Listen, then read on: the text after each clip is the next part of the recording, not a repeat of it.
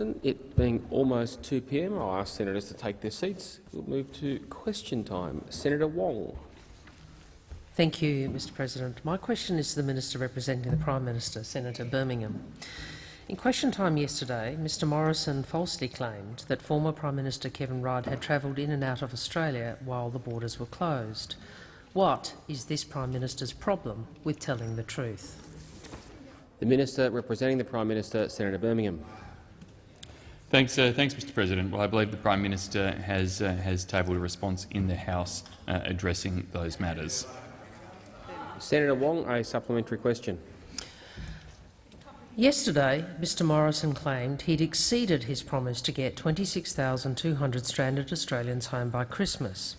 Isn't it the case that at least 9,000 of those registered to come home when he made that promise are still stranded?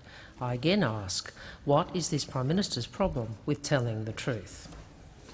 Senator Birmingham. Well, Mr President, since September 18, more than 43,000 Australians have returned home. More than 43,000 have returned home since September 18. Over 17,000 of these passengers were registered with DFAT, including more than 3,700 vulnerable Australians.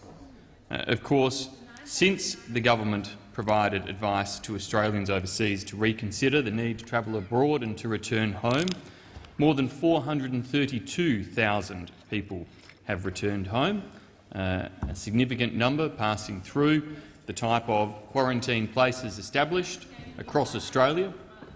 Those quarantine places are capped and are limited. We are working, as we have been, as closely with the states as possible to make sure there is as many opportunities as can be for Australians to return home, but to do so in a way that poses no threat to the safety of Australia and our management of COVID. Time has expired. Senator Wong, a final supplementary question. On the 12th of November, Mr Morrison promised stranded Australians that, and I quote, "There is a queue and Australians are at the front of the queue." But the government's own data shows that in October only 50% of the seats on planes arriving in Australia were filled by Australian citizens. What is this Prime Minister's problem with telling the truth? Senator Birmingham. Well, Mr President, our government, to make sure that we give priority to Australians, has been chartering flights, facilitating flights, and I can tell you on those flights, absolutely priority is firmly, squarely given to Australians. There are, of course, commercial flights as well that the government does not facilitate tickets on, but the government has made sure that criteria for those who may not be Australians returning home are tight. Those criteria include circumstances where individuals may be the partner of an Australian citizen with rights to reside here. These are often compassionate circumstances or circumstances that are essential to the function of government or otherwise. Our effort has been on getting Australians home, but also doing so in a way that maintains Australia's safe management of COVID-19. Senator Small. I advise the chamber that this is not my first speech, but I have a question for the Minister for Employment, Skills, Small and Family Business and a fellow West Australian, Senator Cash. Minister, through bushfires and COVID-19, this year has seen unprecedented pressure on the Australian labour market. Could the Minister please update the Senate on how the Morrison government has supported Australians through this once-in-a-century pandemic to stay connected to the labour force, to find employment and indeed the skills that they need to re-enter the workforce? The Minister for Employment, Skills, Small and Family Business, Senator Cash. Thank you, Mr President, and I thank my fellow Western Australian Senator, Senator Small, and I do acknowledge that this is the first question that he has asked in this place. But can I also acknowledge that he very much comes to this place representing the backbone of the Australian economy, because one of the hats that he has worn is as a small business owner, someone who knows what it's like to have sleepless nights, to employ people and to build up a business. And in that respect, he's certainly a welcome skill set in the Senate. So congratulations, Senator Small. But, Mr President, as Australians would be aware, We have performed better than other nations when it comes to the health response to COVID-19 and certainly on the economic front when we look at nearly every other country in the world. What we are now seeing, though, is the beginning of the labour force recovery. And over the last few months we've seen it's around 648,500 Australians returning to work as lockdowns ease. And as is now evident, as you ease those restrictions, as you ease those lockdowns, more and more businesses are able to open their doors and more Australians are able to return to work. Our JobKeeper program has been, of course, instrumental in keeping employees connected to their employment. It is Australia's largest wage subsidy program, and it has kept around 3.8 million Australians connected to their employer, and it's directly saved, it is estimated, at least 700,000 jobs, building the foundation for our economic recovery. However, Mr President, as the Prime Minister says, we know that there remains a long road ahead. And certainly when you look at the employment services caseload, it has increased substantially since COVID-19 hit. At the onset of COVID-19, though, the government had acted quickly to ensure that our employment services providers was resourced to deal with the influx. Answer has expired. Senator Small, a supplementary question. Indeed, Mr President. Minister, how will the government's $74 billion JobMaker plan build on the success of our existing employment services programs as we rebuild a stronger economy as part of our comeback, Senator Watt, from COVID-19? Senator Cash. Well, Mr President, certainly the government has a number of employment programs, and these employment programs are designed to get people off welfare and into a job. And these include, of course, Job Active, our Youth Jobs Path program, which looks at preparing our young people who are at risk of long-term unemployment, giving them the skills they need and the opportunity to undertake work, and, of course, Parents Next, which is a pre-employment program designed for parents whose youngest child is entering school age and they need to get job ready. As a government, we have in place the programs that are specifically designed to improve the employability of Australians so that they are able to take that next step and gain employment. And certainly, as we emerge from COVID-19, the government wants to build on the record that we already have and improve services for our most affected regions, but also for our most disadvantaged job seekers, putting in place the policy framework to ensure that those most disadvantaged are able to get into work. Time for the answers expired. A final supplementary question, Senator Small. Mr President, can the minister outline how these programs will interact with the record investment the Morrison government has provided in skills and training to support job seekers to get the skills that they need to find new employment as the labour market recovers?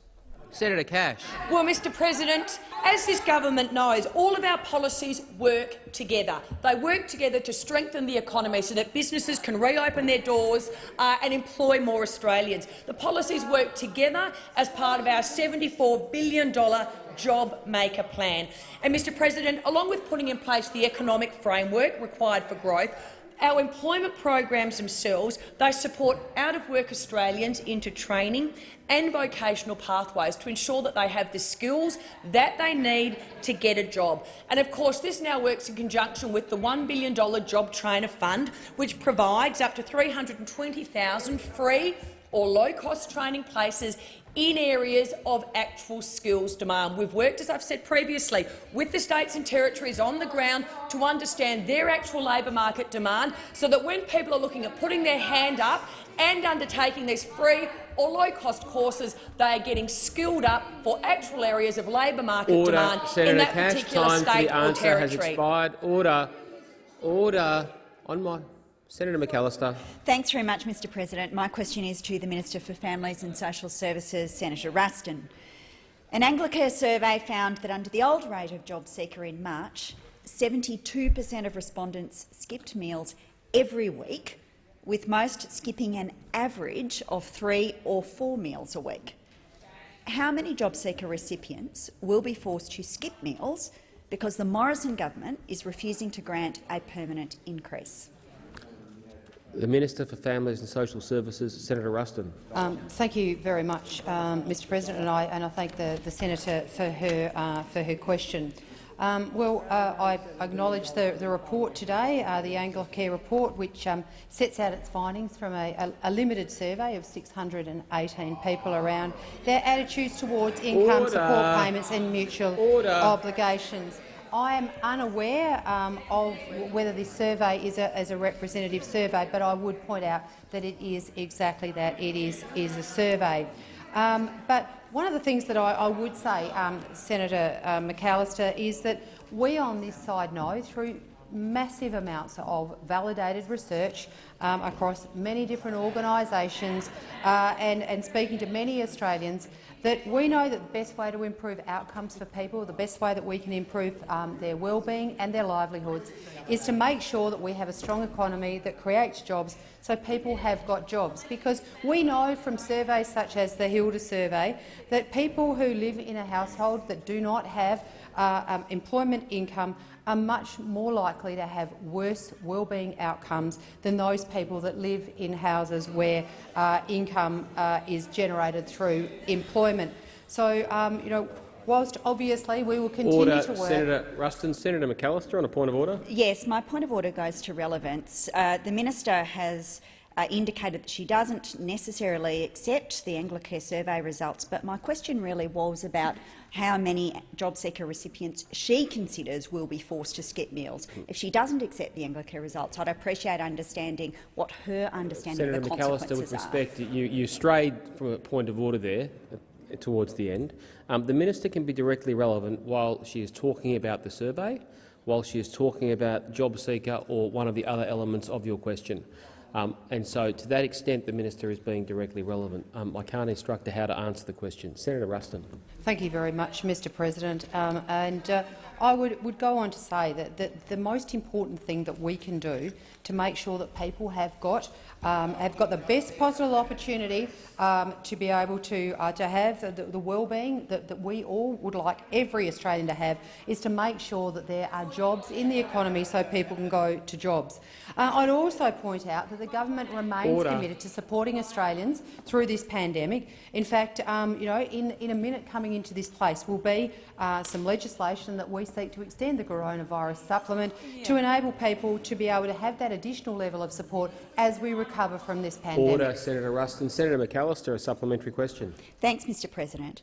Following the initial reduction to the coronavirus supplement, an ACOS survey found in September that 80% of respondents would skip meals and reduce their intake of fresh fruit and vegetables.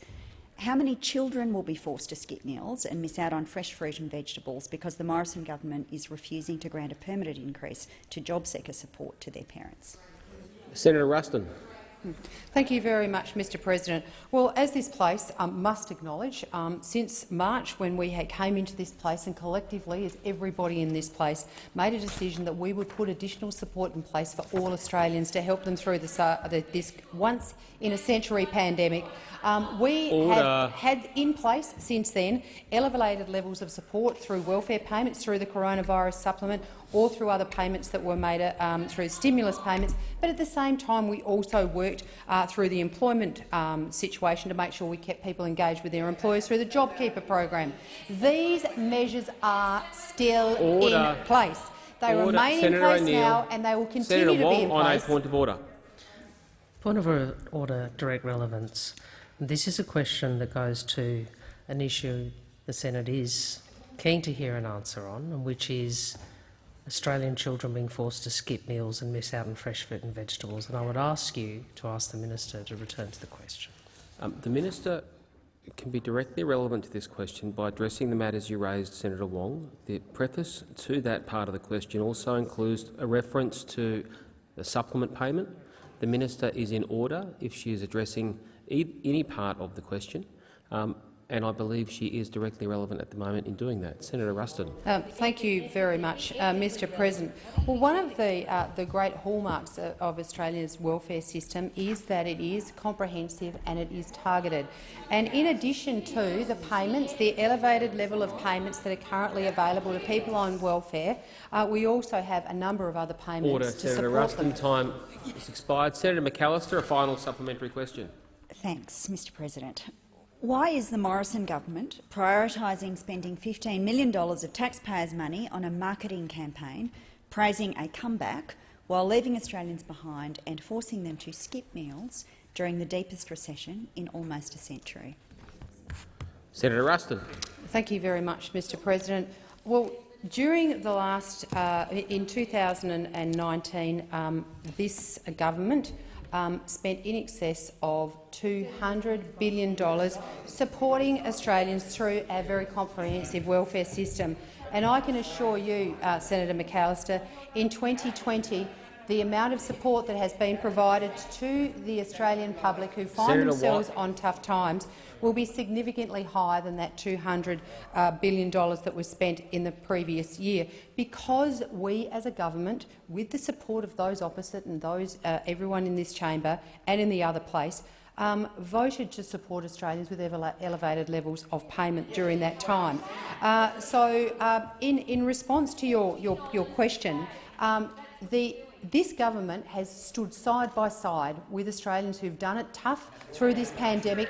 We remain side by side with those people, and we'll continue to support them for as long as is needed. Senator Ruston, time for the answer has expired. Senator O'Neill. Senator Waters. Thanks, President. My question is to the Minister representing the Environment Minister, Senator Birmingham.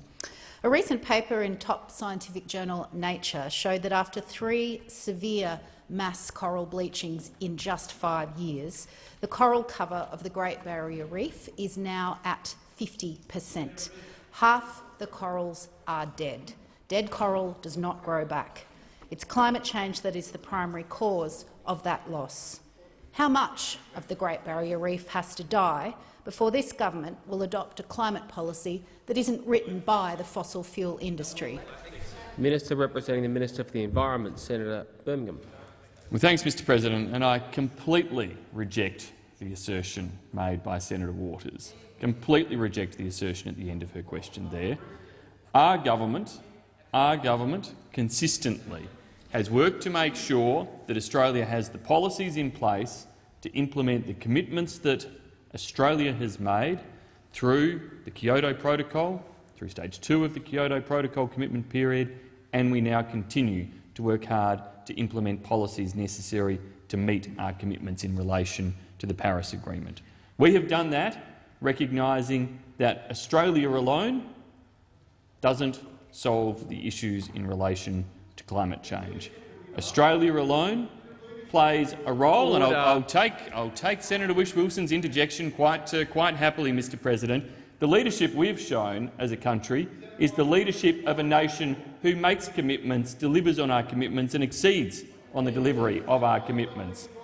We will be quite happy to go anywhere and explain Australia's achievements, the achievements of Australian businesses, of Australian people, of Australian farmers, of all of those Australians who have contributed towards reducing Australia's emissions, who have enabled Australia to reduce our emissions by 16.6% since 2005. And we have done so knowing that these steps around global cooperation are necessary to tackle issues including related to the protection of the Great Barrier Reef. We know that Australia alone won't achieve it, but we believe we set a high standard by delivering on our commitments, by exceeding those commitments, and by demonstrating to the world that you can do it as a nation, at home, as Australian businesses, households and farmers have successfully done and continue to do so. Senator Waters, a supplementary question. Thank you, President. Last week, in its 3-yearly World Heritage Outlook, the IUCN downgraded the outlook for the Great Barrier Reef to the most severe listing possible, critical, due to the threat posed by climate change and water quality. Next year, the World Heritage Committee will once again consider whether to list the Great Barrier Reef as World Heritage in danger. This is the last warning that Australia is going to get before a potential in danger listing that would decimate the tourism industry. Will you treat this as a wake-up call Senator or not? Waters, time for the questions expired. Senator Birmingham. Thanks, Mr President. Well, in addition to the action that Australia has taken on emissions reduction and that we continue to take in collaboration with the rest of the world, we have absolutely acted to invest through our reef plans in collaboration with the Queensland Government to tackle other threats and challenges to the Great Barrier Reef.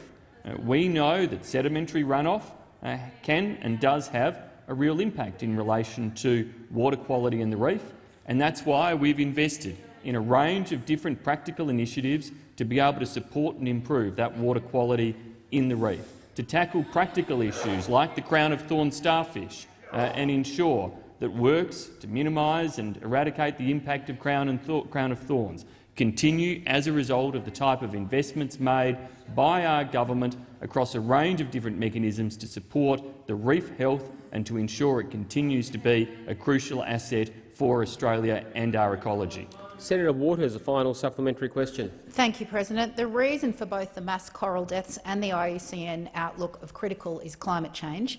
At 1.5 degrees, we lose 90% of global coral reefs, and at 2 degrees we lose all of them. Your government's policies have us on track for 4.4 degrees of warming. When will you adopt strong 2030 targets and an actual climate plan to give the reef any hope of survival? Senator Birmingham.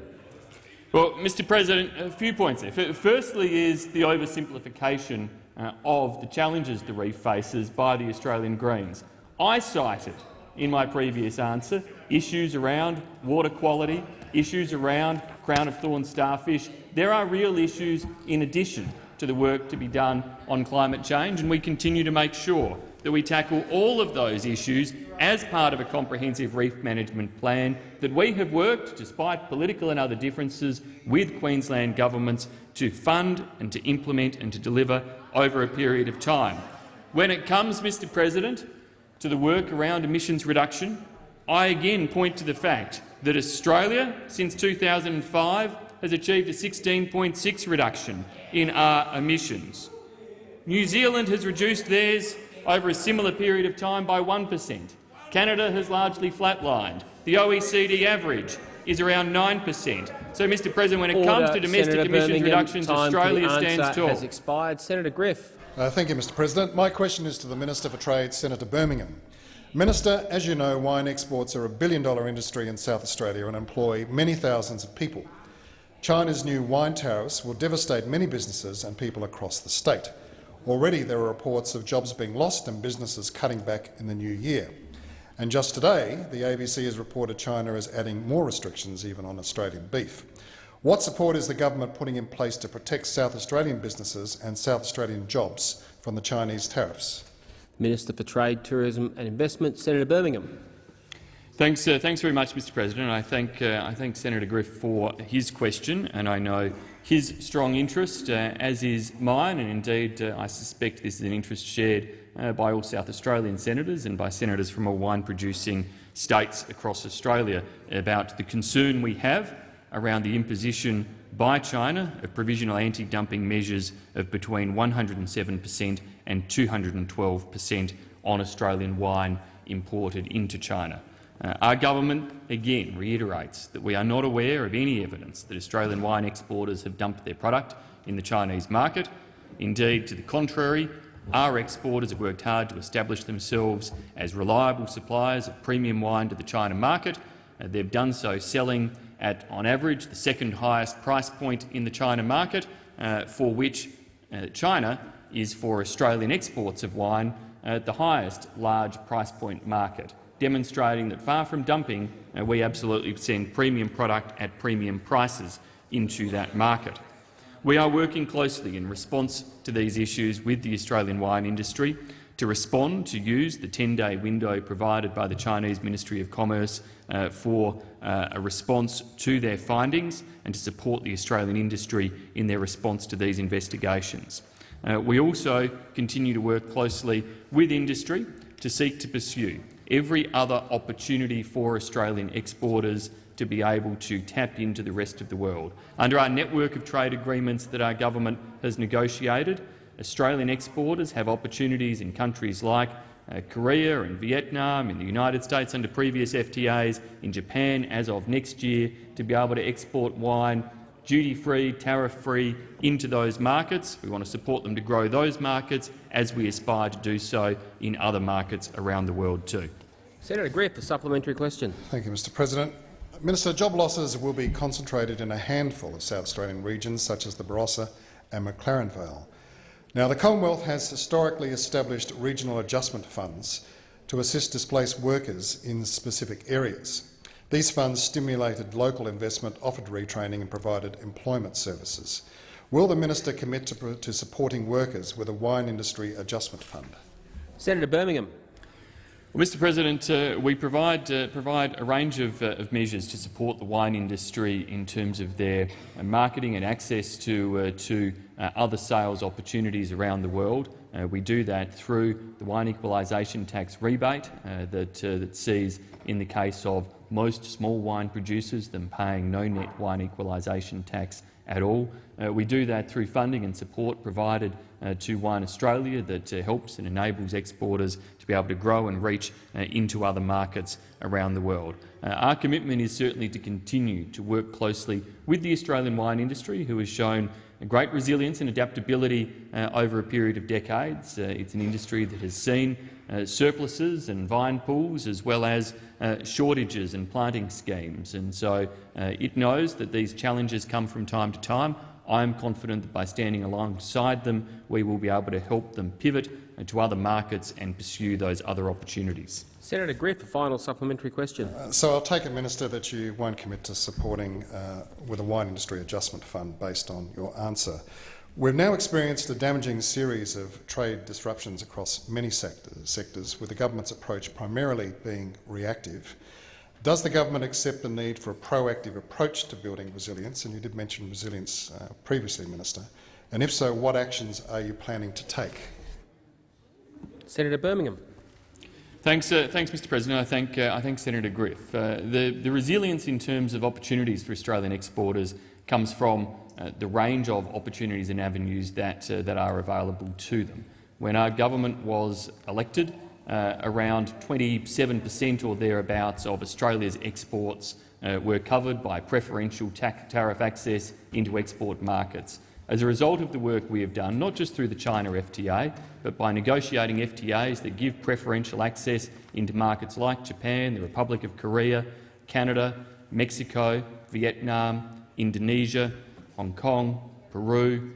These are a range of markets for which we have provided opportunities and avenues for Australian exporters to enjoy a comparative advantage. We stand alongside them through our export market development grants, through the work of our Austrade officers, through a range of other support to help them grow their exports, which they have done across a range of markets, and which we will continue to support them to do. Senator Kitching. Thank you, Mr. President. My question is to the Minister representing the Prime Minister, Senator Birmingham. Yesterday, Senator Birmingham said that the robo-debt scheme, and I quote, obviously had issues. When did the Morrison government first become aware that the robo-debt scheme obviously had issues? Minister representing the Prime Minister, Senator Birmingham. Thanks, Mr. President. Well, as I did yesterday, I refer the senator to the answers that Senator Ruston has given on those matters. Senator Kitching, a supplementary question. Was the government told in a department brief on or around 1 March 2017 that a third of robo-debts had been reassessed and reduced to $0? Senator Birmingham.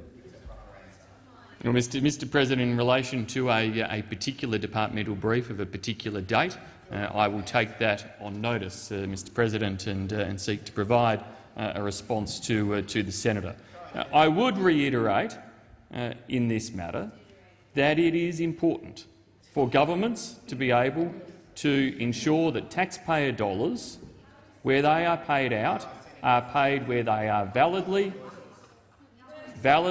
meant to go. And in relation to our government, we have acknowledged on this program that there was a need to refund certain payments and to correct in relation to those issues.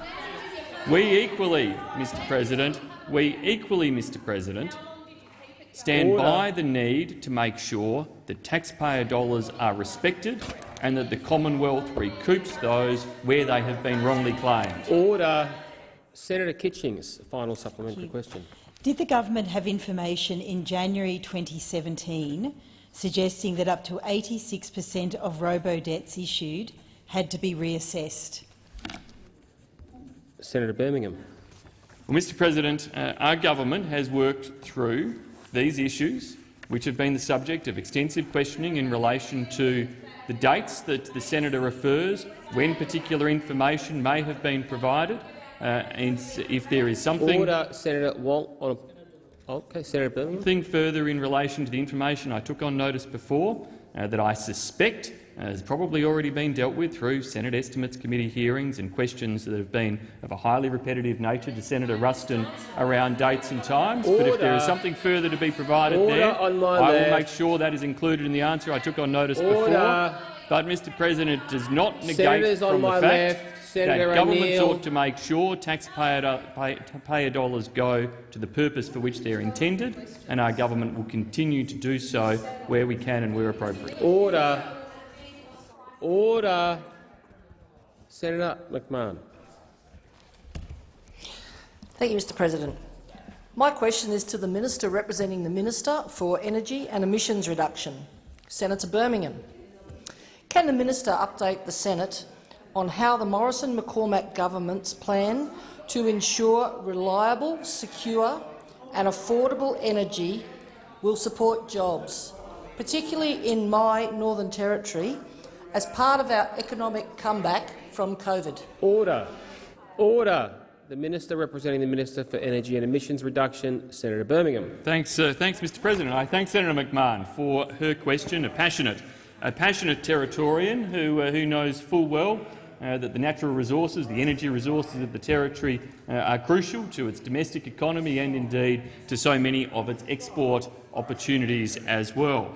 And indeed our government is focused on delivering affordable, reliable energy to support the economy, including the economy of the Territory, and new jobs. Affordable and reliable power will help to lower cost of living pressures on families, to ensure local businesses can grow and thrive, which of course in turn helps to ensure that comeback of jobs and the economy across the board that we are seeing right now. Australia's competitive advantage has always been based on its cheap energy, and the right mix around renewables, gas and energy sources are central to our ongoing economic recovery and competitiveness. We expect to see those natural resources working effectively for Australians, and a key part of this is to deliver to Australians, to industry and businesses who rely upon it, the gas resources that are necessary at the right price. Our focus is on unlocking supply, ensuring efficient transportation and empowering Australian consumers. We know that gas is a critical enabler of Australia's economy, supporting a manufacturing sector employing 850,000 Australians across the board. We know also that the Territory relies on gas generation to keep the lights on, with almost 60% of electricity generation in the Territory coming from gas. And though that mix may change over time, it is an important part of any transitional growth in the renewable sector as well. The Territory is in a prime position to take advantage of the opportunities and benefits of gas. With a skilled workforce, this can grow to both onshore and offshore development opportunities. It can help with the transition in terms of a lower emissions future without imposing new costs on businesses, but whilst growing jobs and opportunities across the Territory. Senator McMahon, a supplementary question. Thank you. Can the Minister outline to the Senate how our government is investing in new energy technologies that will benefit Territorians? Senator Birmingham. Well, thanks, Mr President. We know that, for example, reform or initiatives like microgrids can help to reduce electricity bills in regional and remote communities, helping those communities to adapt and achieve innovative technologies or distributed energy sources like solar and batteries, and to reduce their reliance on costly diesel generation. Round 2 of our Regional and Remote Communities Reliability Fund opens on the 16th of December and will help fund feasibility studies that will look at establishing a microgrid or upgrading existing off-grid technologies which would better meet the electricity supply needs of regional and remote communities. Under Round 1 of the program, $5.5 million was delivered for the Territory across 5 grants in 25 different locations. We have also invested more than $2 million through ARENA in the Alice Springs Future Grid project, which aims to overcome barriers to generating renewable energy and support affordable renewable energy for 30,000 residents in Alice Springs Senator and communities Birmingham. up to 130 Time for the kilometres answers away. Expired. Senator McMahon, a final supplementary question. Can the Minister please update the Senate on how our government is supporting gas developments, including in the Beetaloo Basin, that will drive down prices of energy for businesses and for consumers. Senator Birmingham. Well, thanks, Senator McMahon. As part of our government's policies there, we look to unlock, as I said before, new gas supply that can help to drive down prices for all Australians, particularly those job-creating Australian businesses and industries who rely upon it. Under our reforms, the Beetaloo Basin is one of the first of our government's 5 strategic basin plans. These plans highlight the ways that the gas development in the basin can be accelerated, and we welcome the opportunity to work with the Northern Territory Government on this. Unlocking the Beetaloo is an exciting economic opportunity for the Northern Territory. It is a world-class province with an estimated size bigger than any other known gas resource off the North-West Shelf. Early drilling activities confirmed the positive opportunities there, which could not only improve our gas security but also potentially Australia's fuel security as well. The development of gas reserves in the Beetaloo has the potential to generate billions of dollars for the Territory economy and create over 6,000 jobs. This is a great opportunity for the Territory, and we are committed to delivering upon it. Has expired. Senator Lambie. Order. Order. Senator Lambie has the call. Senator McKenzie. I just said Senator Lambie has the call. Senator Lambie. Thank you, Mr. President. My question is for the Minister representing the Prime Minister, Senator Birmingham. On the 13th of July, the Prime Minister changed the Special Operation Unit citation regulations. He made it so that unit citations can be collectively or individually cancelled or individually forfeited on conviction for a disgraceful or serious offence. What was the Prime Minister's trigger for making these changes in July this year? The Minister representing the Prime Minister, Senator Birmingham. Thanks, Mr. President. And indeed, if we go back over the history of some of the steps around citations, in February 2018, I understand the then Minister for Defence Personnel sought approval to make a number of amendments to Defence Honours and Awards, including in relation to recommendations from inquiries by the Defence Honours and Awards Appeal Tribunal in 14 and 15 relating to withholding and forfeiture of awards. In May 18, the then Assistant Minister to the Prime Minister agreed to a full review of the relevant instruments. Following extensive drafting efforts in May 2020, the Minister for Defence recommended a range of changes to Australian Operational Service Medal, the Australian Defence Medal and unit citations, and those were then given effect in accordance with the normal process in July 2020. So, Senator Lambie, the point, I guess, of going through that history is that, in fact, it dates right back, if we to 2015, when a full review of Defence Honours and Awards, medals and instruments were undertaken. The review was undertaken in order to strengthen and expand the eligibility for certain awards, to reflect previously agreed recommendations of the reviews of tribunals, as I referenced, and to ensure consistency in terminology and definitions. They were the reasons for those changes, Senator. As I did last week, I want to make sure, in relation to all of these matters, that I restate very much the fact that our government, I know you, and indeed I am sure all members of this place, acknowledge the service and sacrifice of those who have served us, including in Afghanistan, and that the overwhelming vast majority have done so with pride, distinction and honour. Order, Senator Birmingham. Senator Lambie, a supplementary question. Thank you, Mr. President. So we all know about the report, the Brereton report, back in 2015. So just when you decide to change all this, it seems these timings are starting to line up. Did the Prime Minister consult with the Chief of Defence Force or the Defence Minister before making any of those changes? Senator Birmingham. Thanks, Mr. President. Well, as I said, in stepping through the process there, the changes that were made in July of 2020 were a function of quite a long process dating back some 6 years. So there were extensive consultation opportunities through that time, from the original recommendations of the reviews by the Defence Honours and Awards Appeals Tribunal in 2014 and 15, and then subsequent opportunities for consultation, which were certainly undertaken by the relevant agencies of government. Senator Lambie, a final supplementary question. Thank you, Mr President. The Prime Minister's changes were the first time the regulations for this citation have been amended in 30 years. Why, after 30 years, were these changes made a few months before the Brereton report was handed down, and is that just a coincidence? Senator Birmingham. Well, thanks, Mr President. Indeed, the processes around these, starting in 2014 and 2015, actually began before the Brereton report was even commissioned. So it certainly is the case that the initial instigators, if you like, of these changes in relation to citation and award practices dated back prior to the commissioning of the Brereton report.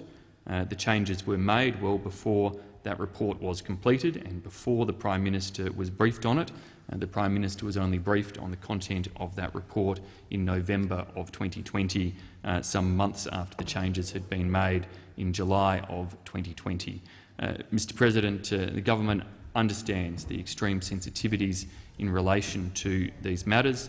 It is why we expect them to be handled with sensitivity and why we are at pains to stress and reinforce the fact that we have nothing but the highest of regard for the exemplary service of the vast majority of Australia's servicemen and women. The answer has expired. Senator Polley. Thank you, Mr President. My question is to the Minister for Aged Care and Senior Australians, Senator Colbeck.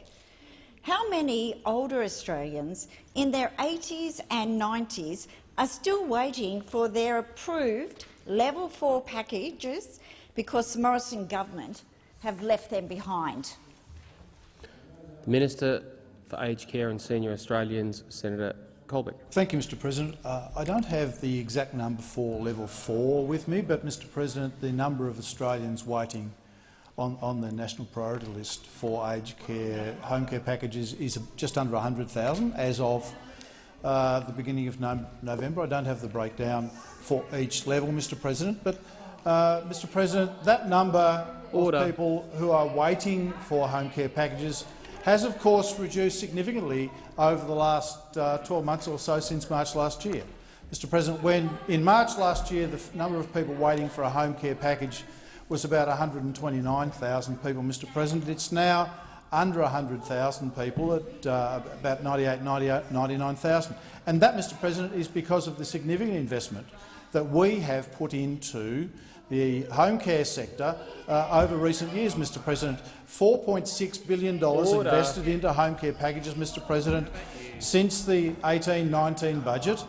23,000 packages at a cost of $1.6 billion over the forward estimates in this year's budget, Mr President, announced just recently, and of course 6,105 new home care packages announced in July as part of the economic statement that we announced in July. So almost 30,000 new packages this financial year, Mr President.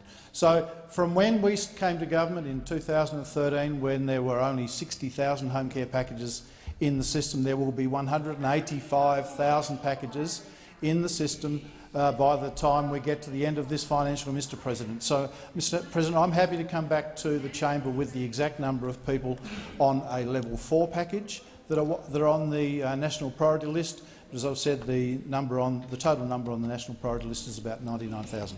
Senator Polley, a supplementary question. Mr President, why is the minister still sending letters to older Australians to advise them that they've been assigned a home care package, even though they've passed away 12 months ago? Senator Colbeck. Thank you, Mr President. It is very unfortunate that some people receive letters, and I've had communication with some of those families myself, Mr President, that have received a letter offering a home care package or about a home care package. In some circumstances, it's to inquire whether they intend to take up their allocated home care package after they've passed away. But, Mr President, unfortunately, the responsibility for notification of deaths goes through state systems, and sometimes, Mr President, it takes Mr President, and sometimes it takes some time for those notifications to pass through to the Commonwealth, Mr. President. So this is not as the opposition. This is not as the opposition might like to try and portray some sort of blame-shifting exercise. It's a fact that Senator sometimes Wong, the systems take Senator time Rennick. to report through to the system, Mr. President. Order, Senator I have Colbeck. asked Mr. President on a Time for the number of answer has expired, even though I struggled to hear it. Senator Polley, a final supplementary question. How many letters has the minister sent to older Australians advising they've been assigned a home care package after they've sadly passed away? Can you now promise that no more grieving families will receive these distressing letters? Senator Colbeck. Thank you, Mr. President. Mr. President, unfortunately, I'm not able to guarantee that no further families will receive such a letter. Unfortunately, I have asked to be able to do that on a number of occasions, but unfortunately, the flow of data doesn't give me the capacity to be able to do that. Senator Polley, on a point of order. Yes, Mr. President. The question that I asked initially was, how many letters have you sent out? Senator you haven't Polley, even attempted to answer Senator that. Polley, please. That quite frankly was an abuse of a point of order. There was no way the minister could have been more directly relevant to the answer. If people don't make an attempt to make a point of order on direct relevance, I'm going to clamp down on a simple restating of the question. The minister was being absolutely and utterly directly relevant to the question asked. Senator Colbeck. Thank you, Mr. President. Look, my condolences to any family member who has lost a loved one. And I have to say I am sorry that people do get such letters after their family members have passed away. They have my sincere condolences and apologies. That is not the way we would like to be able to run the system, but unfortunately sometimes notifications into My Aged Care take some time, and these sorts of and those letters are sent out, Mr. President. Mr. President, I am happy to come back to the chamber and find a number that Senator Polley has asked for with respect to those letters, but, Mr. President, I can't guarantee that those letters won't go out in the future. Time for the answer has expired. Senator Molan. Thank you, Mr. President. My question is to the Minister for Defence, Senator Reynolds. Can the minister provide an update on Defence's international operations, deployments and engagements in 2020 to help make Australia more secure? Minister for Defence, Senator Reynolds. Well, thank you very much, Mr. President, and I thank Senator Molan for that question and also for his service to our nation.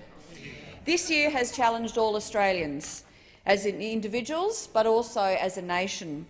So in many ways, 2020 has also been a year like no other for Defence. But Defence adapted very quickly in February and continued to work COVID-19 safe. Vital exercises and engagements have continued. 4,800 ADF personnel will have deployed overseas this year. The Air Force completed more than 53,000 hours of flying. We've had 25 ships at sea throughout the year.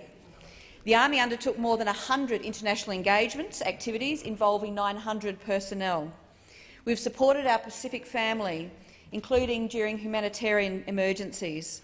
Our largest regional presence deployment involved 5 ships and engagements with 11 regional partners. In 2020, we've concluded mentoring and training missions in both Afghanistan and Iraq. We continue to contribute to coalitions dedicated to defeating terrorism, including in Iraq and in Syria. And we are supporting our UN partners by contributing to peacekeeping efforts. I most sincerely thank all Defence and ADF members who have served domestically and internationally in what has been such a challenging year. But I especially thank all their families whose support allowed those in uniform and in the department to serve our nation with such great distinction this year. And I ask all Australians to spare a thought for our personnel deployed away from home, both domestically and internationally, this Christmas, and I thank them all for their service. Senator Molan, a supplementary question. Thank you, Mr. President, and thank you, Minister. Can the minister provide an update on the ADF's domestic activities, including defence assistance to the civil community in 2020? Senator Reynolds. Well, thank you very much, Mr. President. And this has been an extraordinary year for the ADF and Defence here in Australia. We've conducted the 2 largest ever domestic operations to support our nation in our nation's history. We have assisted thousands and thousands of Australians throughout the year. First of all, Operation Bushfire Assist involved more than 8,200 ADF personnel. It was the largest ever mobilisation of the ADF in response to a domestic disaster. This included thousands of evacuations, transporting emergency services personnel, setting up shelters, delivering meals and so much more. While the embers were still burning, however, Defence started Operation COVID-19 Assist, which has now become our largest ever domestic assistance operation. So far, as of today, over 11,000 Defence and ADF personnel have deployed. Has expired. Senator Molan, a final supplementary. Thank you, Mr President.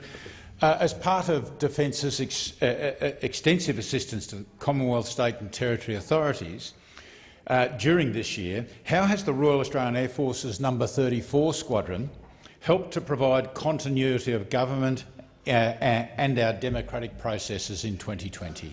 Senator Reynolds.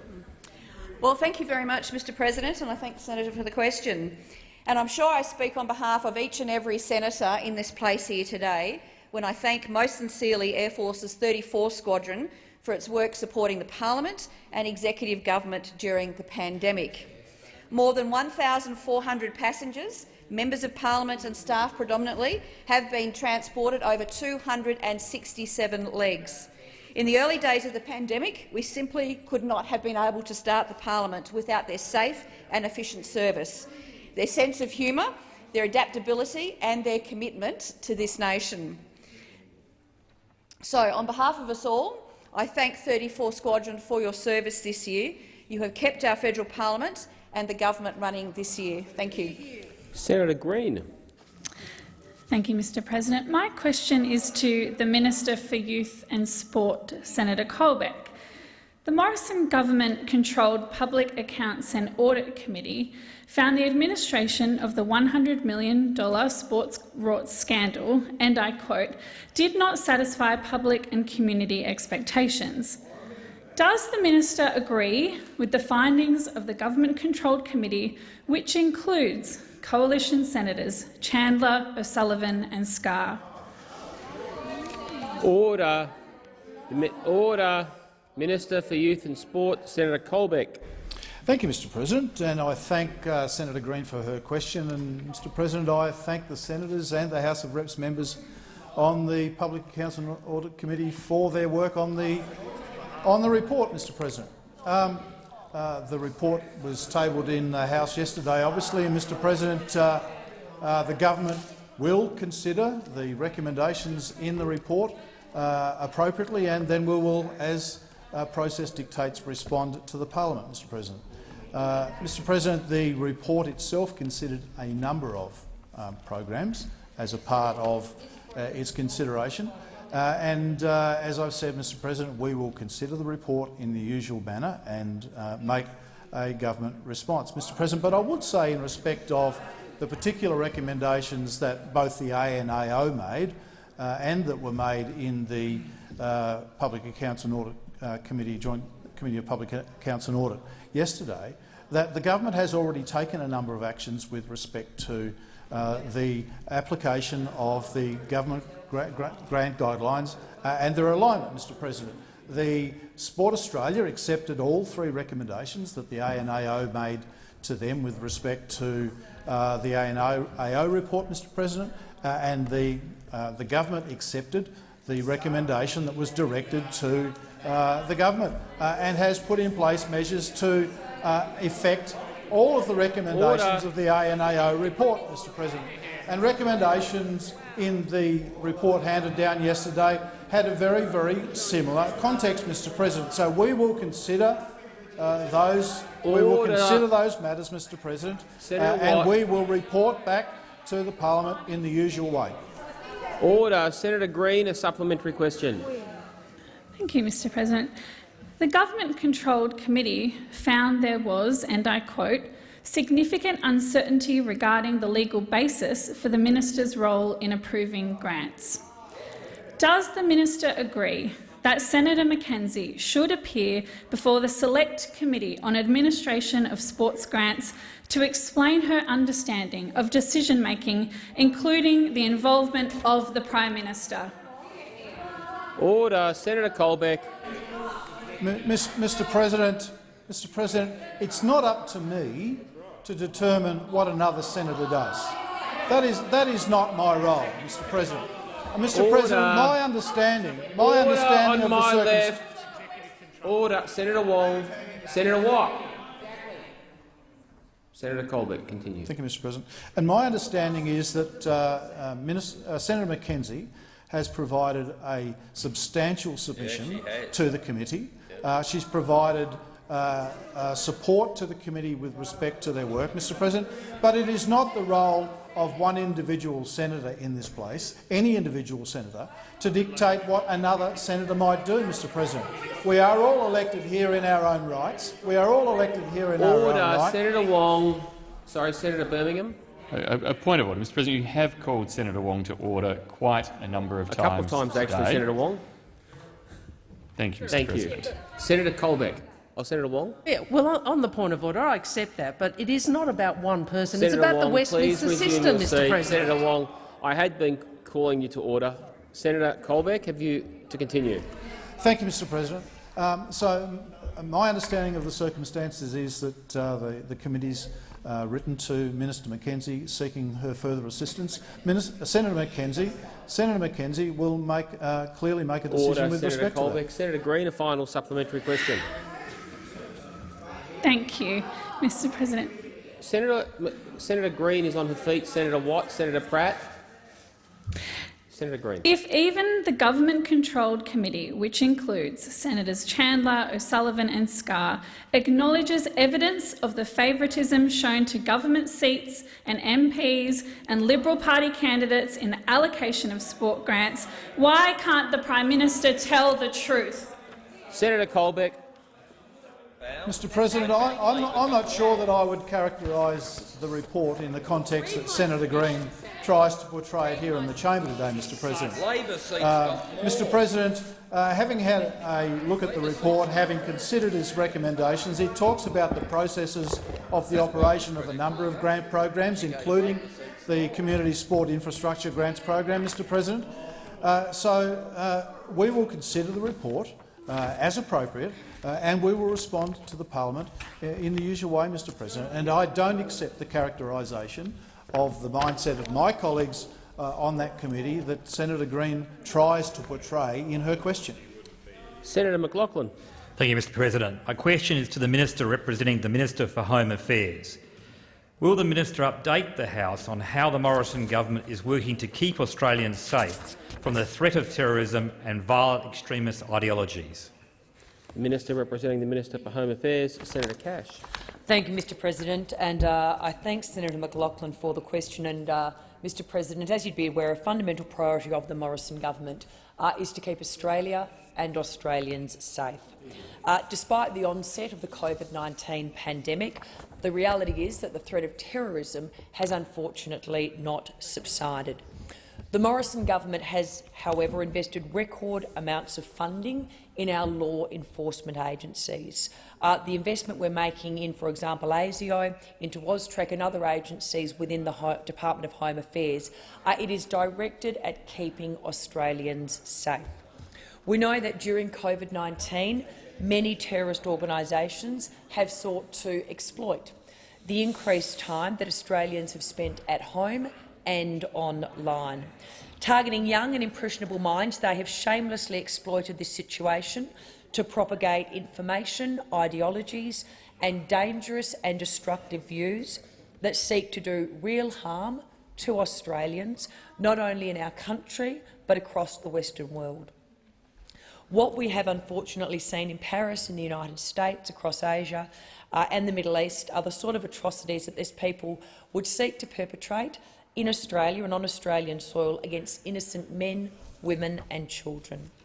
As a government, we need to ensure that we are able to deal with the threat of terrorism whenever it may eventuate. Since September 2014, we have had 117 people charged as a result of counter-terrorism operations, and there are 22 people currently before the courts for terrorism-related offences. These are people that would seek to do significant harm to Australia and Australians, but the Morrison government is working night and day to make sure they are not successful. Senator McLaughlin, a supplementary question. How is the Morrison government investing to keep Australians safe online and protect Australia from increasing cybersecurity threats? Senator Cash. Mr President, Australia's cybersecurity capabilities are strong, but as we'd all be aware, the threats we face online are increasing. It is estimated that a significant cyber attack impacting Australia for 4 weeks could cost the economy as much as $30 billion and an estimated 163,000 jobs. As part of our 2020-2021 budget, the government will provide an additional $202 million to deliver the 2020 cyber security strategy, creating a more secure online world for all Australians. This now takes the government's total funding for the strategy to $1.7 billion to provide a cybersecurity uplift that is fit for purpose in the evolving online environment.